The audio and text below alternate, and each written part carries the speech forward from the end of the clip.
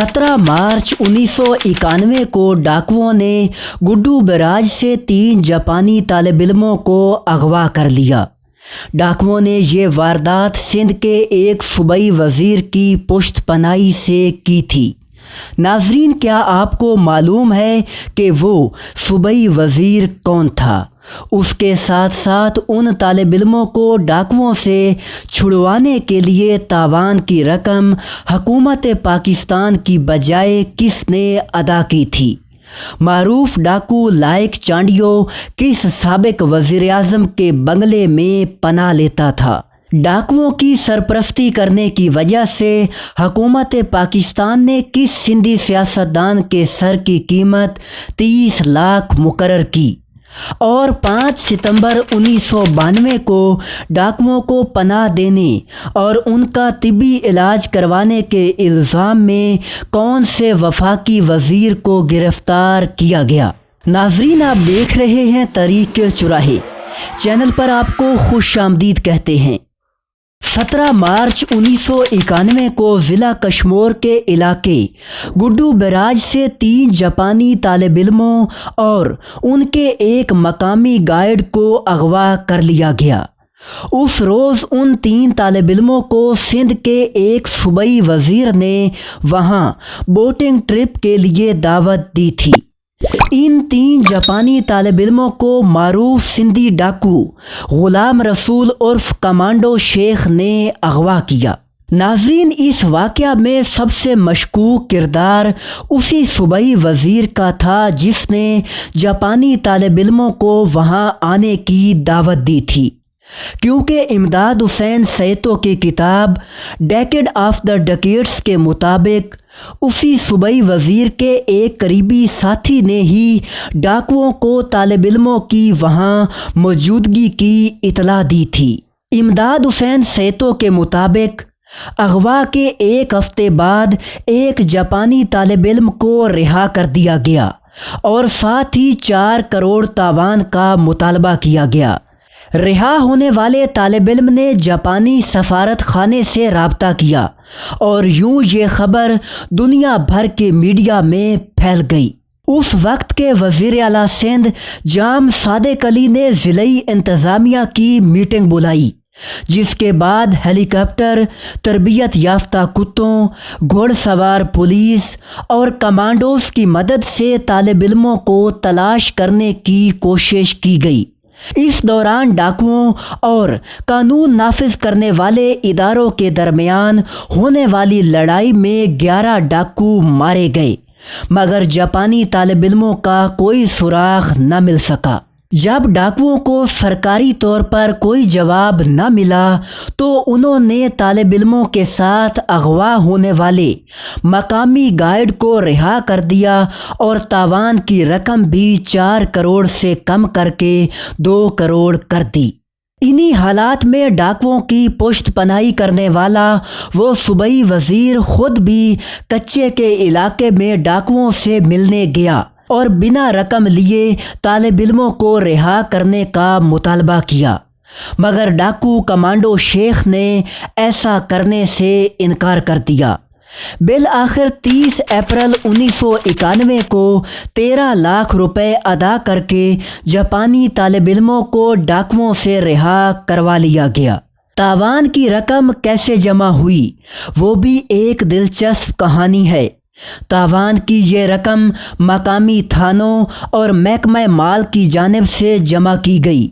इस रकम के लिए हर थाने ने 50,000 और तपेदार यानी पटवारी ने 30,000 अदा किए।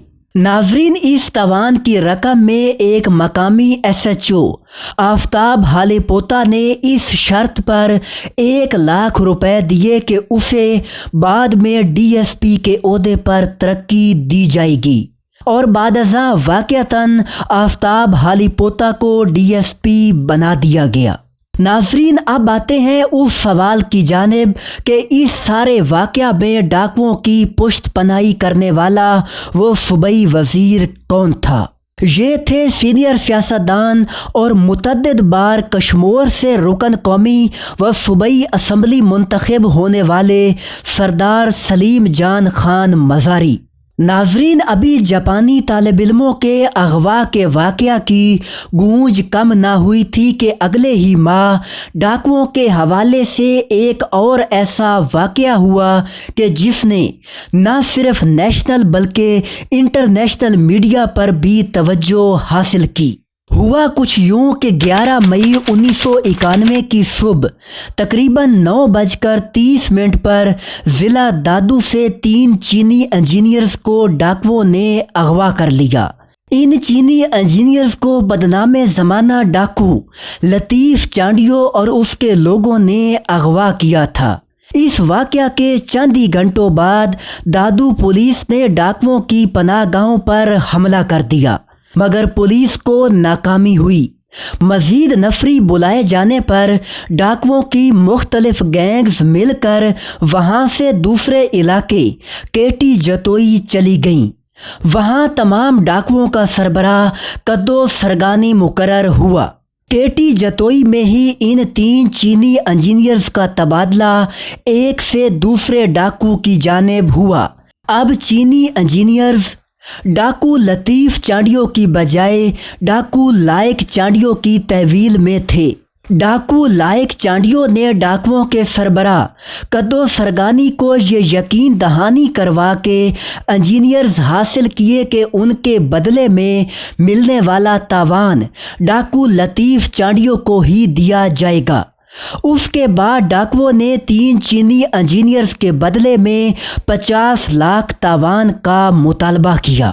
डाकुओं का ताल्लुक चूँकि चांडियो कबीले से था, इसलिए चांडियो कबीले के चीफ सरदार सुल्तान अहमद चांडियो SP दादू के साथ डाकुओं से मुज़ाकरात के लिए केटी जतोई के एक जंगल में गए। जंगल में डाकुओं और सरदार सुल्तान चांडियो के दरमियान होने वाले मुज़ाकरात के मुतालिक डॉक्टर मुबारक अली लिखते हैं, डाकुओं ने सुल्तान चांडियो से कहा कि आप चल कर आए हैं तो हम आपकी इज्जत के लिए एक चीनी को रिहा कर देते हैं, मगर ये बात सुल्तान चांडियो ने कबूल ना की। डाकू लतीफ़ चांडियो अपने सरदार की इज्जत के लिए तीनों मग़वियों को उनके हवाले करने के लिए तैयार थे, मगर डाकू लायक चांडियो ने सख्त रवैया अख्तियार किया। यूं सरदार सुल्तान अहमद चांडियो और डाकुओं के दरमियान होने वाले मुज़ाकरात नाकाम हो गए। उसके बाद एक और सिंधी सियासतदान सरदार नबन खान लोंड की एंट्री हुई, जिसके डाकुओं से बहुत अच्छे ताल्लुकात थे। सरदार नबन खान लोंड ने डाकुओं को तावान मिलने की यकीन दहानी करवाई। यूं इसी सरदार नबन खान लोंड की मदद से हकूमती एहलकारों और डाकुओं के दरमियान ज़िला लाड़काना के गांव बेदी लशारी के एक स्कूल में मीटिंग हुई। डाकुओं ने इस मीटिंग के बाद न सिर्फ 3 चीनी इंजीनियर्स को रिहा कर दिया, बल्कि उन्होंने मुतालबा किया कि अगर हुकूमत उन्हें मुनासिब नौकरियां दे तो वो अभी हथियार डालने को तैयार हैं। हकूमती एहलकारों ने डाकुओं के इस मुतालबे के जवाब में कहा कि हम उनकी दरख्वास्त सदर और वज़ीर आज़म तक पहुंचा देंगे। यूं 3 चीनी इंजीनियर्स तो डाकुओं के चुंगल से रिहा हो गए, मगर इस वाक़या ने कई सिंधी सियासतदानों के चेहरे से शराफत का नकाब उतार दिया। जाहिद हुसैन और हसन मुश्तबा की एक रिपोर्ट सिंध में जुर्म और सियासत साथ साथ के मुताबिक डाकू लायक चांडियो ने उन 3 चीनी इंजीनियर्स को अगवा करके केटी जतोई के जिस बंगले में रखा, उसके मालिक साबिक वज़ीर आज़म ग़ुलाम मुस्तफ़ा जतोई थे। ये बात भी दिलचस्प थी कि जब जतोई ख़ानदान केटी जतोई के इलाके में शिकार पर जाता तो तब वहाँ डाकुओं की सरगर्मियाँ मांद पड़ जाती थीं। इनके अलावा इस केस से जुड़ा एक और अहम नाम सिंधी सियासतदान सरदार नबन खान लोंड का था, जिन्होंने डाकुओं और हकूमती एहलकारों के दरमियान मुलाकात भी करवाई थी।